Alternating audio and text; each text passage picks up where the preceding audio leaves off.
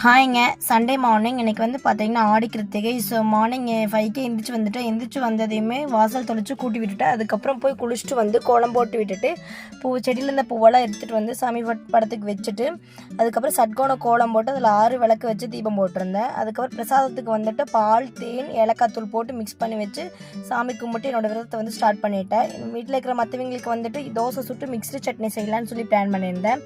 நான் சாமி கும்பிட்டு வரக்குள்ளே அத்தை எல்லாமே கட் பண்ணி வச்சுட்டாங்க. நான் வந்து சட்னிக்கு வதக்கி வச்சுட்டேன். தேவ்குட்டி வந்துட்டு கிராக்கிக்கு வந்துட்டு பிஸ்கெட் போகிறேன்னு சொல்லி வாங்கிட்டு போனார். நான் வந்து கேமரா எடுத்துகிட்டு வந்ததையும் சாருக்கு கோவம் வந்துருச்சு, ஓடிட்டார். ஹஸ்பண்ட் வந்து வண்டி பூட்டி ஒரு ரவுண்ட் போகலான்னு சொல்லியிருந்தாங்க.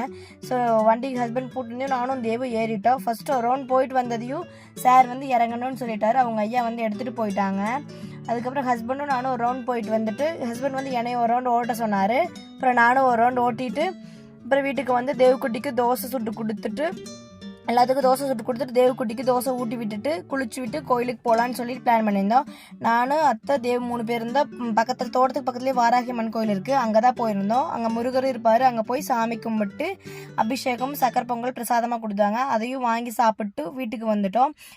வீட்டில் இருக்கிற மற்ற 3 பேருக்கு வந்துட்டு அத்தை லஞ்ச் செஞ்சுக்கிறேன்னு சொல்லிட்டாங்க.